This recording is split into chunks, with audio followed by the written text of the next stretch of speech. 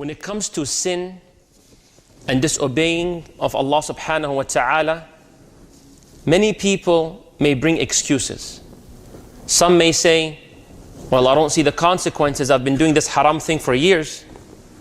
Others may say, well, I don't think I can actually live without committing it. Whatever that sin or the wrong habit, bad habit may be. And there's more and more excuses. From Allah's blessings, He gave us in the Quran and the authentic hadith of the Prophet ﷺ methods to be able for you and I to avoid sin as much as we possibly can. No, makes it very strong wording. You need to believe that you can. And I will share with you some, inshallah. May Allah protect us from sayyat.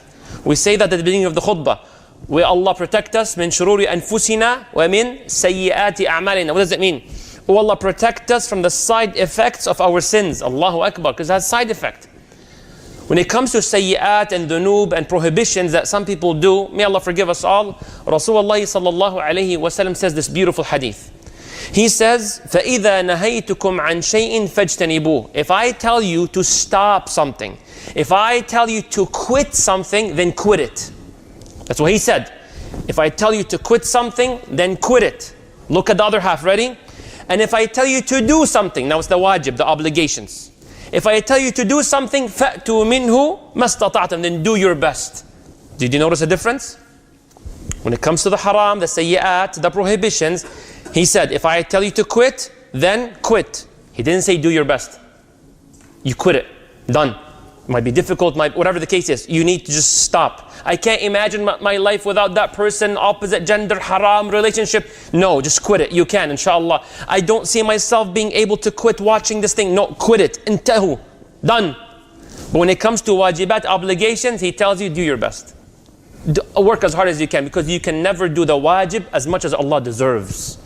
It's very difficult to have 100% khushu' and salah. Can you imagine if the Prophet told us the exact same thing? Sallallahu alayhi wa sallam.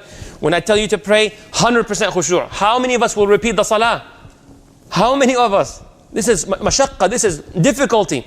But when it comes to sin, prohibition, when the Prophet sallallahu alayhi wa sallam tells you quit it, you need to believe. And that's pretty much all what you need to hear. To quit it, you got to believe, I can survive. It might be a struggle, but at the end of the day, I can do it, inshallah.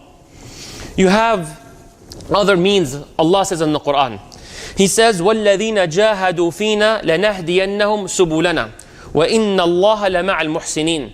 So number one I shared with you is that when you hear the hadith of the Prophet ﷺ, you need to believe you can quit the sin. Khalas, that's one. Believe you can. Number two, Allah says in the Quran, those who struggle in our path, we will guide them to the right path. Some ulama say this means if you do the obligations, the wajibat, the reward of it is that Allah will protect you from the prohibitions, the haram. Allahu Akbar. I remember one time I was speaking to a brother who had a really bad habit, something that's haram. So I told him to come along to perform salah. What did he tell me? He said, when I stop the haram, I will start the salah. But that's not how it should work. Allah says in the Quran, "Utlu ma uhiya ilayka min al-kitabi wa aqim as-salah." Allah says, establish salah. Why? What's the fruit? Inna as-salata tanha 'anil fahsha'i wal munkar. Salah pushes away any vulgar language, behavior, any filth. So you coming to salah is what will help you quit the haram. This is a trick from shaitan to you and to myself. Oh, how do you think you can show up to salah, to the masjid, when you do 1, 2, and 3? Oh, you're a munafiq and a hypocrite. How can you show up and give that sadaqah and that donation when you do such and such and such? So you're like, when I stop this, I will do that. La, to stop this, do that. Perform the salah, do the ta'at, do the good deeds. It will protect you from the haram, as Allah subhanahu wa ta'ala described. That's something for all of us to pay close attention to. It's like some people will say, for example, when it comes to working out, they say, you know what? Once I eat healthy, I will start working out. Usually, to many people, working out is what makes them start eating healthy. Because when you go on the treadmill, khalas, you're working out, and you see how many calories you burnt, 250. This is a mission. So when you go back home, you see this chocolate bar, it says 200 calories, 300, you're like, I just suffered for 45 minutes. I can't eat this chocolate. I have to watch my diet. So in many people, you working out is what makes you have a good diet, subhanAllah. It's not vice versa. You have to be close attention to that. Not just this. Rasulullah sallallahu alayhi wa sallam told you to quit it, you have to believe in yourself and believe what Allah has put in you. Number 2, to stop the haram, make sure you do the wajibat, the obligations. Number 3, you have to remember there's a punishment. You have to be honest. And if the reward is not working, if this is not helping, then we have to know that there's consequences to that sin. For example, when it comes to bribing people, here in North America, and Allah Ta'ala knows best, you can live your life without the need to bribe. May Allah protect us, Ya Rabbil Alameen. So Rasulullah sallallahu alayhi wa sallam says, the one who falls into bribe, الراشي والمرتشي لعنه الله. Allah's curse is on them. What does la'an mean? الطرد عن رحمة الله. You will see no mercy from Allah if you get involved into the bribing aspect and so on. This is serious stuff. So think of the punishment that may happen to that individual, to yourself or to myself when we perform the haram. You know, one of the mashayikh, subhanallah, he says if the one thing you can think of as a consequences of watching the haram or looking at the haram is the punishment will be is that you will not see Allah in Jannah. Is that not enough of a motive to stop the haram? Allah says in the Quran, عَنْ رَبِّهِمْ يَوْمَئِذٍ لَمَحْجُوبُونَ. One of the punishments, the severest of punishment, Yawm al-Qiyamah, to the disbelievers is that they will not see Allah. Them knowing that is so painful, perhaps nothing is equal to it, and Allah knows best. So when you see this and you're saying, you know what, I'm going to watch this, but ya akhi, the expense may be jeopardizing you seeing Allah, Rasulullah sallallahu alaihi wasallam. Is this worth it? So think of the punishment. And number 4, look at people that did such a great job during such difficult times. Some of us may say, we live here in the United States, haram is very accessible. You have this store here to go to, this thing to click on and watch, this thing to buy and do so and so. Ya akhi, nowadays it's tough. No, let me tell you someone who had it tougher than all of us put together. Someone who had it so tough, yet he passed, inshallah. Someone Allah has put in the Quran for you and I to look up to and learn and be inspired by. And that's step number 4. Look at those who struggled and how they passed. And of the greatest of examples, the ulama say from the Quran to show someone who had an opportunity of haram, yet turned it down, was none other than Yusuf alayhi salam. The story is detailed, it's long. But to summarize, Yusuf alayhi salam, to show you how easy it was to commit the haram. He was a stranger. Okay, why is that point important? When you're a stranger, no one cares much about you. When the president sneezes or he picks his nose, may Allah protect you all, forgive me, they will be on the news. He touched his nose. He did this. The way he looked, the way he walked. Oh, you see how he tripped? News, breaking news. Because he is not a stranger. He's known to the most people on earth. But when you're a stranger, you can be on the floor, whatever, jumping around, acting weird. No one will care much about you. So committing haram is a lot easier. Yusuf alayhi salam was not just a stranger. He was away from family. No mom, no dad, no brother, no sister, no one. So it makes it even easier. You going to commit a haram in Chicago or in New York is a lot easier than here because there are a lot of people that know you. Okay, not just that. He was a very handsome man. Gorgeous, as Rasulullah sallallahu alaihi wasallam explained. All of this, he was young and he was strong. Now, you go make it worse. The one who was trying to seduce him was a wonderful looking lady, the wife of the financial minister. You want to make it worse? She's the one seducing him, not him running after her. She said, Hayta lak, in the Quran, I'm all yours. You want to get it worse? She made it in a way that she locked all the doors, وَغَلَّقَتِ الْأَبْوَابِ, and she locked all the windows. No one can see, no one can hear. So the location, the age, the atmosphere, everything is set up. It doesn't get any more difficult. But look to what Yusuf alayhi salam did. 3 things. May Allah allow me, Ya Rab, and allow you all to remember the 3 things he did. Number 1, he said, Ma'adh Allah. A'udhu billah. What does it mean? I seek Allah's refuge. Yusuf alayhi salam, from the first moment he realized, I cannot do this myself. Human capacity is almost impossible. Allahu Akbar. So number one, I need God.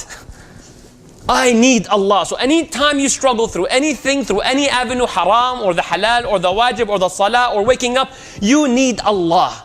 No one here is a tough guy. I'm telling you, I'm no tough guy. You're not tough guy. We're all weak. We're all poor, no matter how much money and power and influence you have. نحن الفقراء, poor people to Allah. And you have to realize that. And that's Prophet Yusuf alayhi salam. Number one, ma'adh Allah, a'udhu billah. Ya Allah, help me, Allah. Ya Allah, help me. Please acknowledge that. It's very important. When you humble yourself to Allah, Allah elevates you. Number two, innahu rabbi ahsana mathwai. He said, Allah has honored me. I was thrown into a well. I faced death. I was sold as a slave. And now I'm working in the financial minister's palace in Egypt. This is my thank you back to Allah. This is my thank you back to Allah. That now I will use my good looks, my strength, my age, all that stuff, my eloquency in speech to do the major sin. Is this my thank you back? And please remember that. Next time we're about to watch something that is haram, you say, is this my thank you back to Allah for the ayn He gave me? When you're about to listen to backbiting and gossiping, ghibah, you say, that's your thank you back to Allah for your hearing? I have my cousin, first cousin, deaf. Wallahi, there were times we say something, we laugh in a gathering, and my cousin will be crying. So we go to my cousin, why are you crying? You guys are laughing, I don't know what is it about. I can't hear. Ya Allah.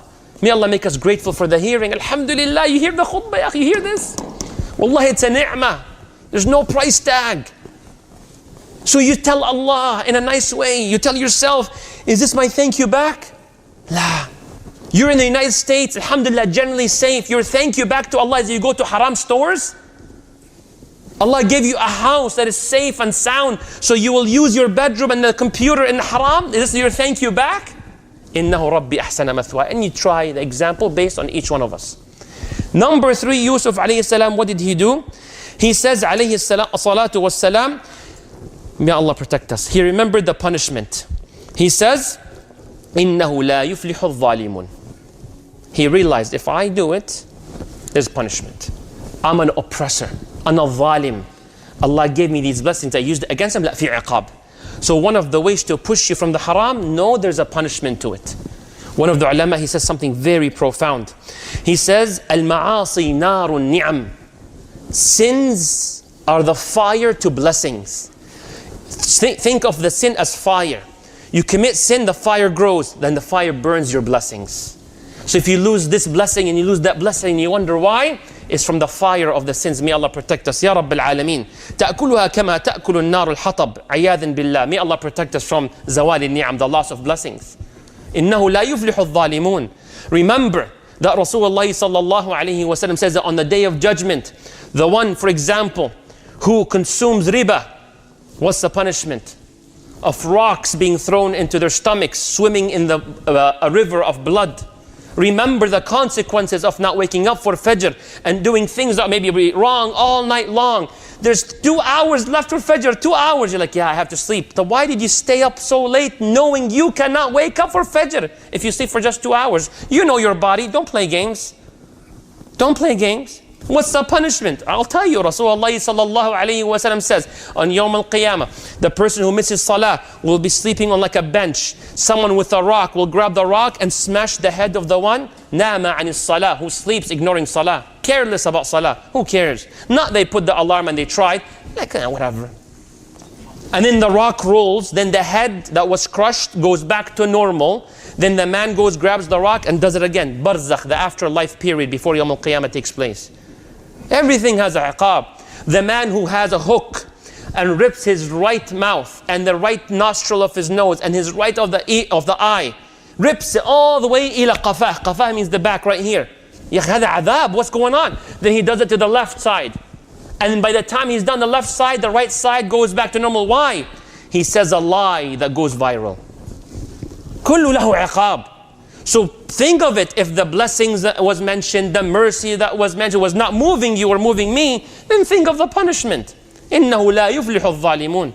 And right away, what did he do, Yusuf alayhi salam? He says these things and then he ran, and that's what you need to do. There's a fitna, that's another step here. There's a fitna, run from it. Don't walk away, run away from it.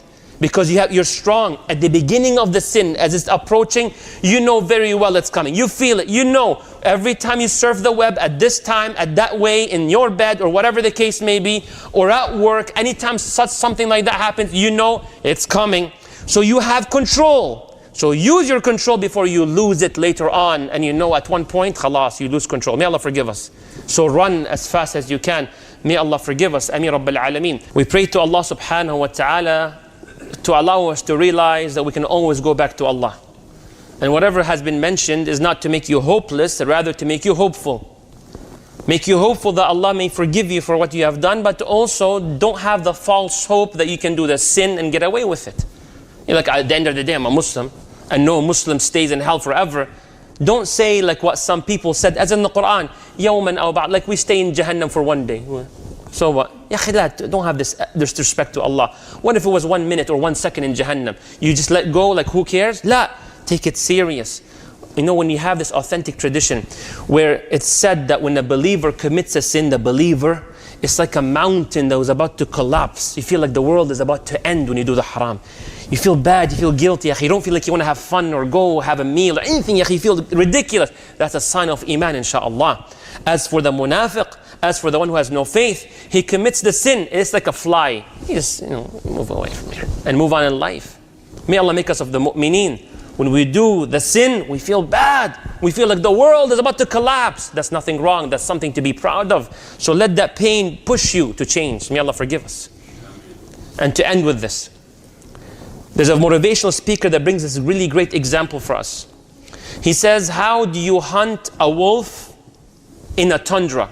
Cold weather, how do you get the wolf down? You want to grab him, how? You get a double-bladed knife and you try to find the blood of a seal. You dip that bladed knife into that blood until it becomes like a popsicle. Obviously, instead of a wooden stick, it's a double-bladed knife. Then you place it upside down into the snow, hoping the wolf will smell it, recognize it, and man, this is like, it's pizza, right? It's beautiful. Eventually the wolf comes. You want to hunt that wolf down. The wolf starts to lick that knife, and the warmth of the breath of the wolf melts the blood, bit by bit, bit by bit. And the wolf is loving this blood until all the blood on the bladed knife is completely melted. So the wolf licks it, but now cuts its tongue. But there's fresh blood that is so warm, so the wolf is even more excited. Oh, this is warm blood, beautiful. Keeps licking until it dies. What's the point here? Many people, they focus on the pleasure and they forget the pain.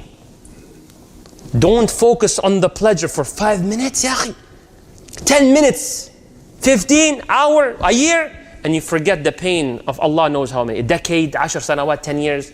Forget the dunya, even imagine the akhirah. So don't focus on the pleasure and forget the pain. When it comes to sins, when it comes to sayyi'at, focus on the pain and forget the pleasure.